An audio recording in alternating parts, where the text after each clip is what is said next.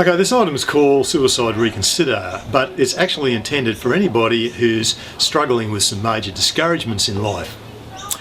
Now, I'm not a psychologist or anything like that, but from what I've read on the subject, a common item in many of the notes left by people who have committed suicide is that they could no longer identify any purpose for their lives or any opportunities to experience any degree of fulfillment in life. Now, if that's the situation you're in at the moment, with respect to everybody's personal spiritual beliefs, there's several questions I want to ask you for you to consider. Okay, the first question is, what if there is a God who created the universe and designed every form of life? The second question is, if that were the case, what if that God was the source of love, joy, peace and wisdom? And the third question is, what if that creator of all things strongly desires to live in a close, loving father-child relationship with every human being?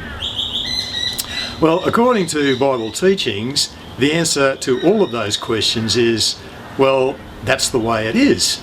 Let me tell you about just one particular Bible verse that I'm hoping you will find particularly thought-provoking.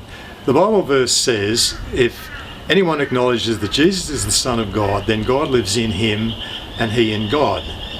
So that leads to the next question I want you to consider, which is, what would be the implications of having the source of love, joy, peace and wisdom in every situation living within you?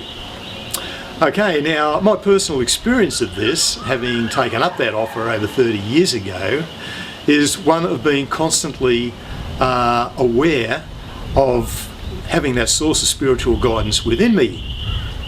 Now, from that awareness, I've come up with the belief that the meaning of life is to live in a very close relationship with the Creator and to draw from that relationship the love and wisdom required to most effectively love and serve your fellow man.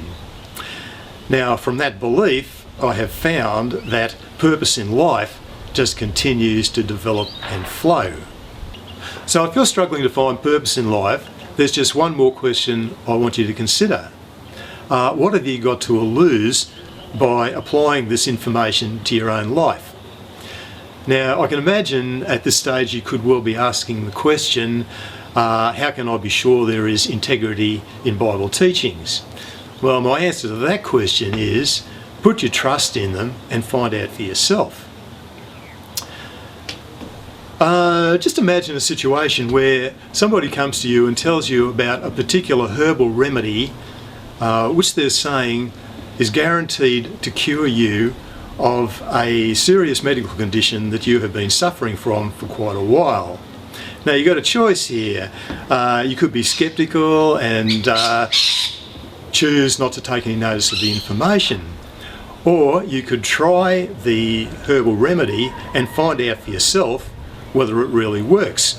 Yeah, the same applies to Bible teachings. You can ignore them and never find out whether they can be trusted. Or you can apply them to your life and just take note of any changes in your outlook on life and attitude to other people that eventuate. Okay, here's a really basic prayer if you want to do something with this information. Now, it's a very honest statement to God because I believe God honours honesty and transparency. This is how it goes. God, I don't even know if you exist, but if you do, and what the Bible teaches about Jesus being your Son is fact, then I want to put my trust in those teachings because I want to experience you living in me, guiding me in the ways of perfect love, joy, peace and wisdom in every situation. I also want to identify your perfect purpose and plan for my life. Now, there's a lot to understand about who Jesus is and why he came to earth. Have a look at a couple of short documents on the homepage of my website which contain a brief summary of this particular matter. The website is answersforlife.com.au. Thanks for listening.